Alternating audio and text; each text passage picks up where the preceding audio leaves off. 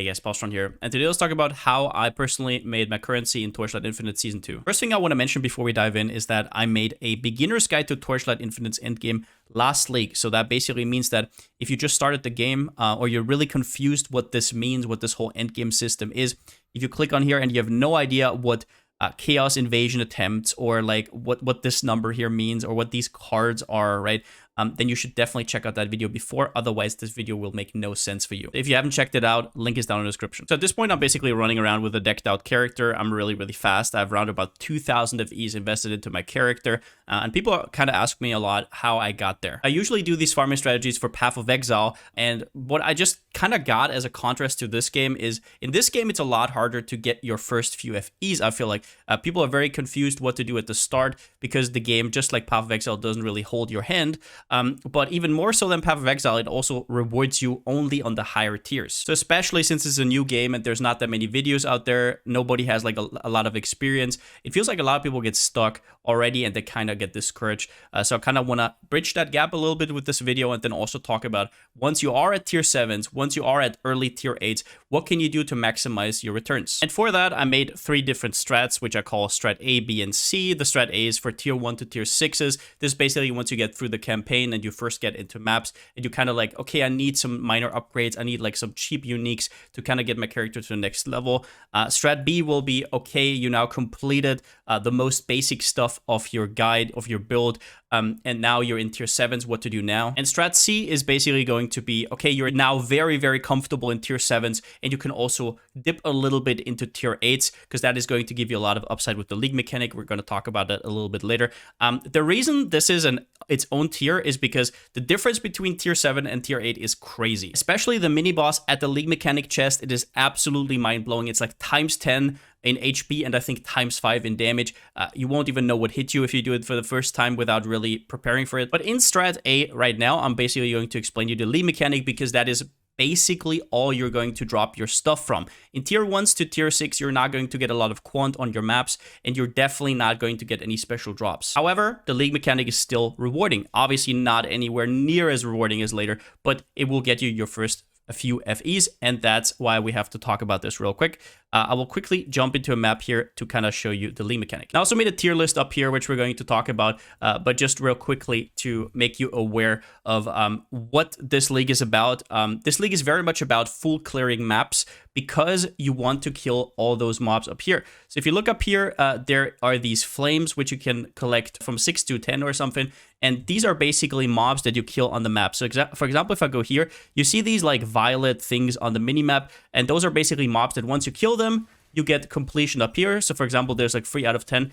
And these are basically options that you can then basically use at the league mechanic at the end of the map. This is mainly important to note because if you're running a map, you don't actually have to full clear the mobs. You have to just kill all of these that you see on your mini map. So once you see them, kill that pack. You don't have to kill everything, especially in lower tier maps. It doesn't really pay off. You don't drop that much loot. It will mostly be backloaded, so to say, at the end with the chest. So now I have 9 out of 10. I cleared all of them because the last one is always the boss. So I go up here and now I have 10 out of 10. And now if I go to the league mechanic right here, you will see I have 10 different options to choose from. So if you've never done the league mechanic, basically you do this for 6 maps and it's like build your own chest, right?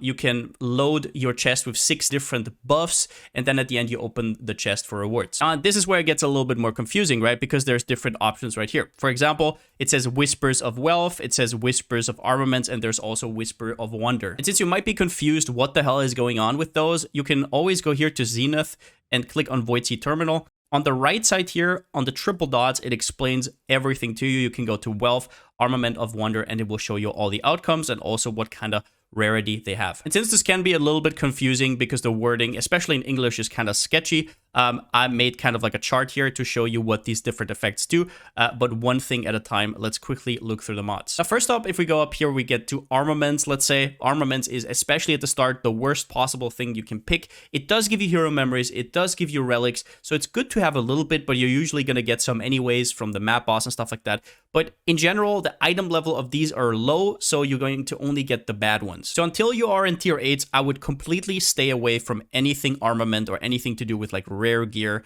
or relics or memories. Then let's get into the juicy part, which is wealth. Now, once again, very weird wording, right? A lot of things that seem like they do the same, but they don't really, because there's like 1 or 2 words off. That's a problem with the translation. I'm just going to try to demystify it a little bit. What you have to understand is there is a base Void Sea treasure drop. So for example, depending on your tier, you get a certain amount of rewards in your Void Sea treasure. Those are mostly random. And I don't know how many of those are. It also doesn't really matter. But let's say, for example, that those are, I don't know, 10 or something. So you could see it as like this base Void Sea treasure being divided into different reward blocks. And you can actually affect what is in this base Void Sea treasure. It is random normally, but you can have effects like this. So, for example, chance for flame fuel to appear among base Void Sea treasure drops means that it directly influences what is in the base Void Sea treasure. On the other hand, there's an effect that says Void Sea treasures drop 3 additional flame fuel, which does not affect the base drop at all. It is flat added rewards on top. It also does not get scaled by additional base rewards. So for example, if you look here, 21% additional flame fuel in base Void Sea treasure drops, and this would be basically that. This adds on top of the base Void Sea treasure right here for this basically in total, and the flat added rewards are not affected by the additional base rewards at all. So let's, for example, say that I got a rare reward here with 185% chance for flame fuel to appear among base Void Sea treasures. That would mean that whenever the game randomly picks whatever these rewards are, right? So for example, reward 1, reward 2, reward 3, it has a lot more chance to be flame fueled than anything else. It doesn't actually give you more rewards, but it shifts the rewards towards the things that you want. And what I can tell you is these are the strongest mods by far, because the base rewards are way, way, way more than like plus 3 FE or plus 7, like plus 3 flame fuel or plus 7. It's not even close. So always look out for these kind of things right here. Adding on top of that with the additional base rewards, this right here, for example, 48% additional flame fuel, this is only good if you already have a node like this that makes it so the base treasure actually drops flame fuel. So only take this is if you already know that you're going to get a lot of base chance. And then on top of that, the worst rewards, it looks really good, but are basically these that just added on top. As I explained, these don't get affected at all by extra rewards. They're not bad by any means, but they're not as good as basically juicing your base rewards. Even if you get something crazy like the legendary reward right here, it looks really fancy. 14 additional flame fuel. Wow. Well, it's actually still not as good as if you got like a rare or maybe even a magic reward that basically gives you more base drops. Now, once you have your chest together right here on the left side, all of this kind of like influences what's in your base chest. We have some stuff on the right side right here, and this is where we dip into Whisper of Wonder. Now, Whisper of Wonder is basically about upgrading what you already get from your chest, right? So this affects actually everything, even the flat rewards. First up, you have a chance to duplicate stuff. Now, that is basically the 31% chance for flame fuel, embers, and fluorescent memories to be multiplied by 2. And this is obviously very, very strong. However, the most important one, at least for the strat that I will tell you with flame fuel, is the chance to upgrade. And that's this one right here. 5.9% chance for flame fuel to be upgraded. And this might not sound like much to you, but just think about how often you drop flame sand in a map. And every, I don't know, what is that? 1 in 17 times, that would actually be a Flame Elementium. And the Flame Elementium is currently 90 times more valuable than Flame Sand, so that is quite the big deal. So this is the number mod you're looking for across all of these. However, you don't need to stack up too much of it. For example, if you already have like 12% chance, you can definitely go for something like duplication. And if you don't hit the upgrade, duplication is always nice. So just to make this clear again, you have your base chest right here, which you can influence, right? Down here, you have your base Void Sea treasure. And for example, if you give it more chance to get flame fuel, you're going to get more flame fuel than anything else here. Then you can scale that with additional base rewards, which basically affects all of that. On top of that, completely not scaling with any of what I just said are the flat rewards, for example, +7 extra flame fuel. Once we have all of this determined, the game asks, how much chance to duplicate do we have? And then you have a chance to duplicate all of that. And then the game asks, how much chance to upgrade do I have? And then it, for example, upgrades, let's say 2 or 3 flame sands to Flame Elementium. And then at the end, you have the loot from your chest. But with that out of the way, what's the best one? Well, for me, by far, Flame Fuel is the best one. Getting Flame Elementium at the start is almost impossible other than this, unless you are in tier 5s, tier 6, tier 7s. It gets a lot more frequent. But before that, this is just an absolute no-brainer. And even in endgame, I usually go for Flame Fuel. Embers were extremely good at the start, but their price has been going down over time. At the start, everybody needed them for crafting, but now there are more in the economy. Fluorescent Memories, I don't even know what they did with those. They are basically divination cards from Path of Exile, but they used to be so good, and now they're just kind of like, eh. I take them if I have to, if I have no other option, but I definitely wouldn't take it over Flame Fuel. Yeah, just go for Flame Fuel if you can.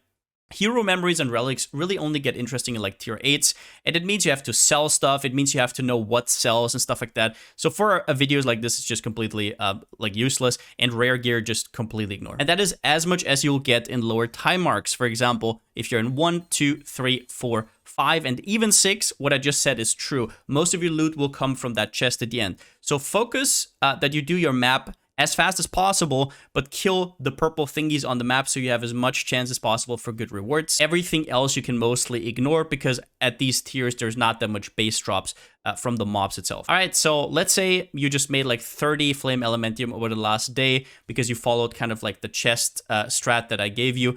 And now you're in tier 7s, or at least you have like the uniques to run tier 7s semi-comfortably, but you're very far away from tier 8s.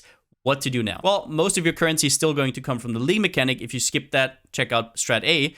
But after that, you also have boss drops. And now that you're in tier 7s, you're going to start actually randomly dropping Flame Elementiums and Embers that are worth at least a little bit. Which means killing mobs is actually good, and looking for cards is really, really strong. So I will show you the kind of deck that I built right here. Now, what I'm about to show you can basically do in every single region out there. I think I can put myself back here again. You can basically do in every single region you want, but it's only good on tier 7s. And this is basically you want to boss rush. And what this means is completing maps as fast as possible, which also coincidentally is very good with the League mechanic because you will get more chests, right? Because juicing your maps is actually not going to give you better chests at the end. These are completely separate, and it will also give you more boss drops. And to show you what I mean by that, I will quickly do a boss right here, and we can see what I drop from it. So whenever you kill a boss in tier 7s, you will get 2 rewards that are always guaranteed. Let's quickly kill him right here so we can look at it. The first one will be a random tier 5 map, which is time mark 8. And you also get a The Beginning. And sure, you can also drop uniques, but we're not going to let luck take the wheel right here. And if you look at this rank 5 beacon, this tier 8 map, if you see how much it's actually worth like 1.5 FE each. You can actually sell these. Now, obviously, you can't really price it at 1.5, but for example, if you have 2, you can price them for 3, but that depends on the economy. And the beginning is round about 1 FE, which basically means that every 8 maps, or even less, if you have Stage Attention Point Reward, one of the cards that we're using in our deck, if you do it here, it only takes 4 maps to get to the boss again. Every 8 or 4 maps, you actually get 2.5 FE just for free. And that is not even including the League mechanic chest, which in 8 runs, you're going to get a little bit more than 1, right? 1 chest every 6 maps. And then also random FE and Embers, which will also drop because we are using Benevolent. Now, this card here doesn't have much chance. The normal card actually only has 4.2% chance. It got nerfed quite a bit from last time. It has Inheritance too, which means it's up for 3 maps in a row. But it's still going to happen. You're going to get random FE drops with this, especially if you pair it with other cards. And this is the point where we're going to talk about the deck that I'm using. So we have Benevolent right here, 4.2% chance. Normally, this is an extremely strong card. If you get the chance to upgrade it, do so as fast as possible. 2 very important cards are the quantity ones. You get drop quantity and drop rarity. And with the other one, you just get quantity. It's still extremely good. And the last important card right here is Regretful. Wherever this falls on whichever map, if you do this map right here, Stage Attention Points rewards basically just means that if I completed this map once, I would actually get 2 progress towards the boss. And then at the end, I'm also running Goddess of Hunting. Why am I using these? Well, there's a few reasons why I'm not going for stuff like God of Machine or God of Might. It's because these make my mapping slower. These take like, I don't know, 20 to 30 seconds or even longer if you don't have the damage, which means less bosses, less map completions, less chests. Just completely forget them. Goddess of Hunting basically gives you free currency because all you do is you click on it, the boss gets a little bit harder. It takes you maybe an extra second to kill it or maybe 2 seconds. And that's basically it. You get free rewards. Now, the last 4 cards, I just went for some rarity memes to try some stuff out, but it is completely unimportant. Important ones are the two that give you quantity. Quantity is also really, really good because the Goddess of Hunting has a downside of minus quantity, so you can kind of counteract that with these. Both of the Goddess cards, the Cautious and the Perception one, the Regretful, and then obviously the Benevolent. Now, the biggest mistake I see people making with any strat is they usually go for cards that they don't really need anyways. So for example, here next I'm going to go for Cautious because it fits into my strat, but then there's still one map left. Now, I could run some of these not that good maps. In this case, I'm probably going to go for Fuel. This is like a Chaos card. This doesn't pop up every single time. But if I had no good option here, instead of going for something mediocre, I could also go for Grove of Calamity, which is the most efficient sort of map in this region. This is just something you have to figure out. Obviously, at the start, you won't be able to really sustain these maps. So you can also go for just, I don't know, if you see a map that you like, just mark it in your head and say, whenever there's nothing better to do, I'm just going to run that map. And that is, once again, because completing a map fast is very important. So I'm going to show you, for example, Grove right here. This is, in my opinion, the best map currently in the game, and it's in the Thunder region, Grove of Calamity. Now, why is this map so good? It is straightforward. So you get in, right? On your way to the boss, there's like not much hindrance right here, right? You just pop through and you will kill all the mobs on the way to your boss. So basically that means you get all the juicy league reward stuff and you're already at the boss. So there's not many mobs in here, but it means that you get full rewards always without having to backtrack. So yeah, for example, if we look at how I used my 5 maps in my rotation, first up, I started out with Expectant, which gave me quantity. I started out with this one because it gives me Inheritance 5, which means it will hold on for the whole 5 maps. After that, I used Perception because it has Inheritance 3. So that means it lasts for 1 map plus 3. So for the next 4 of the maps, right? Then when there was 3 maps left, I ran Benevolent because it has Inheritance 2. So now all of them stack on top of each other. And then at the end here, I would usually take Cautious. So then you can still use it. And at the end, I would round it out with either the map that has stage attention point rewards or with a Grove of Calamity and just get it over with quickly. If, for example, you just get crap rewards, what you can do is you can literally run 5 times Grove of Calamity and just get to the next stage, right? You're going to get a chest. You're going to get to your Watcher sooner. So that's another 2.5 FE. And on top of everything I already said, completing maps faster means you will also be able to upgrade these cards faster. You're probably still in the stage where you don't have all your cards upgraded, so do that as fast as possible. So if you complete very efficient maps like Grove of Calamity over and over again, that is really strong. Now, as for what regions to actually run, it's mostly Thunder Wastes in my personal opinion. Blistering Lava has a lot of really solid layouts, but it doesn't have a Grove of Calamity that's just so easy to run. So that's why I like it as well. But it doesn't mean if you run out of Thunder Waste maps, you can definitely do Lava Sea. Steelforge and Glacial Abyss are okay-ish. If you have to run them, do it. Voidlands, I would completely avoid. It has terrible layouts. All right, so we're now at Strat C. And Strat C isn't that much different to Strat B, although there's a small, tiny change right here, and that is the TA chest. Now, what does Tier 8 chest mean, right? So basically, if you go to your Void Sea terminal right here, you will see really badly, but you will see difficulty 7, it says right here, right? This can go up to 8, and it basically depends on what kind of tier of maps you do. This will kind of determine how many base drops you get from your chest. So for example, if this was difficulty 8, you would get significantly more rewards. But we also just found out that tier 8 maps are really expensive, right? We want to sell them, we don't want to use them. Well, we don't have to run only tier 8 maps. There's the trick. You only have to do a single tier 8 map in a rotation of 6 in order to get the chest to difficulty 8. And it doesn't matter if it's the first one, the last one, just one of them in between has to be a difficulty 8 map, and your difficulty will go up. Now, this is really strong for a few reasons, not just because you get more rewards, but also because the hero memories and hero relics you drop can have certain effects that it couldn't have otherwise, and they sell pretty decently. So now, on top of Flame Fuel and maybe Embers, you also have hero memories and hero relics to play around with, at least if you know how to price them. That's something else. One thing with difficulty 8, though, is that even if you might be able to do the tier 8 map, that doesn't mean that you're also going to be able to do the tier 8 boss. So if you're thinking about going to stage C right here, basically this is the big change. You're now going to get tier 8 chests in between. I would really think about this. For example, you did 5 tier 7s, do 1 tier 8 at the end. If you get through it, you could try the boss, but the boss has like 10 times more HP and I think 5 times more damage. So just be cautious of that. If you can't do it, there's no problem with that. There's obviously a little bit more money in Strat C, but just get your character beefed up. until you can take on that mini boss. But then you might ask, where do I get my beacons from? You run out of beacons. Well, the short answer is I just buy them. So there's two ways to buy them. The first one is from the black market. If you go right here to Edwin, black market, on the side it says beacon shop, and for these Netherrealm, what are they called? Netherrealm resonance, you can buy them. So this starts at tier 1. You can only buy a certain amount, but at the last tier, you can buy as many as you want. So this is the currency that you usually re-roll your map mods with, right? So for each 8, I could theoretically buy one of these time mark 7 beacons. Time marked 8s you cannot buy, but this is where you can buy it, or you can also buy it on the market. What you do is you go to Trade House right here, and you scroll down. I guess you guys can't, no, you can't see it. You go to Beacon, and then you can basically choose. There's Glacial Abyss, all of the different ones right here, and it goes from tier 1, 2, 3, 4, and so forth. This glittering one is always the tier 8 one, and then these are the tier 7 ones. So for example, we don't want any Voidlands, but I, for example, buy Thunder Wastes. I go here, and then you can see you can get 99 for 9 FE. Sometimes you even snag one for 8 or whatever. Maybe these go up in time. It depends. So 10 beacons per 1 FE.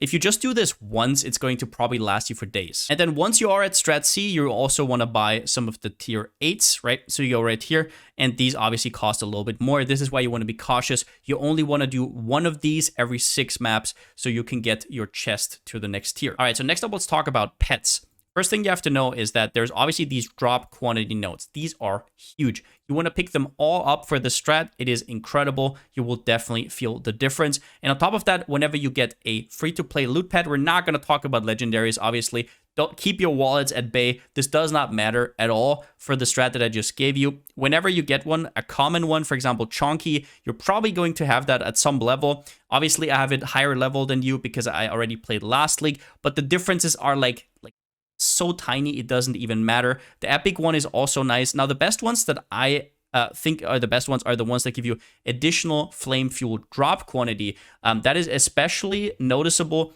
because once you get this one card, Benevolent, that makes you upgrade your flame fuel, you're going to see if you drop more flame sand, you're also going to get more flame elementium. Now what you have to understand is that these are already drop quantities. So if you have a drop chance pad, don't put it down here because changing them isn't going to do anything. You want this anyways, right?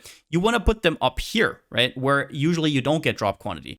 Whether that's a common one, whether that's an epic one, doesn't really matter. So we talked about a few things that you get money from, right? We talked about these rank 5 beacons you get from the boss. We talked about the beginning that you're going to drop a lot, but there's a ton more stuff that you're not even going to notice because you have auto loot. And this is where you sometimes just have to look into your inventory and see what's good. For example, there's some embers, like cultivation's worth a little bit, right? You can see right here, 0.04 per. So for example, if I had 66 right here, I could probably sell it for 2 to 3 Flame Elementiums. So if I don't use them, well, that's basically free money, right? Same with something like Soulburst Ember. Some of these are actually quite expensive, right? These are 0.13. So that would mean if I had 99, a full stack, that would be like 13 FE right there. So just experiment a little if you've never done this before. A lot of these compasses sell, right? If you're not using them tier 8s, it's probably better to just sell them. A lot of these fluorescent memories that have like this legendary color sell for maybe 1 to 3 FE, right? There's definitely a lot of random money. If you get these from the chests, they're like over 2 FE. You take a little bit of time and actually price these because that could be the difference of you getting like 20 FEs raw and then also selling on top and having like 50 plus, right? But on top of that, one thing I also want to point out is that obviously there's taxes this league. However, the first 200 FE that you make are tax-free. And on top of that, which a lot of people don't do, is they claim their rewards right here. So in total, in this spring festival celebration, which I think still goes for like a few days, I don't know if it's still there whenever you're watching this, that's great. You can get back a lot of these tax vouchers by just completing maps and killing enemies, right? And these tax vouchers, each of these gives you back 1 FE that you paid in taxes. So yeah, all I'm saying is if you're started on FE, there's definitely a lot of things. Check your inventory. There might be some stuff there that's actually sellable. But yeah, this is basically all I wanted to talk about. I hope this with the beginner's guide to endgame will give you a good kind of like first dip into the game. Obviously, there's way more complex strats than this. The nice thing about this is you don't need to buy any compasses, right? So right here, if I went to next, you can obviously slot all these stuff in, but it's very expensive to do so. If you have no Flame Elementium to begin with, you're not going to be able to farm that. This strat is a lot easier to get into, so maybe you can farm up a character that's so strong that you can then do tier 8s really easily with compasses and stuff like that. So yeah, that was kind of my intention with this video. Hope you liked it, and see you next time. But that's it for the video. If you liked it, give it a thumbs up, and if you haven't already, subscribe. As always, a huge shout out to my Twitch subscribers and my Patreons. I couldn't do stuff like this without you. Thank you so much for the support. And yeah, Torchlight so far, a lot of fun. I'm probably going to do one more build. I don't know if it's going to be release worthy. We'll see. After that, it's probably back to Path of Exile. I had an absolute blast, especially with my build. If you haven't seen it yet, I'll link it down in the description. Overall, since I still don't have a slogan, see you next time.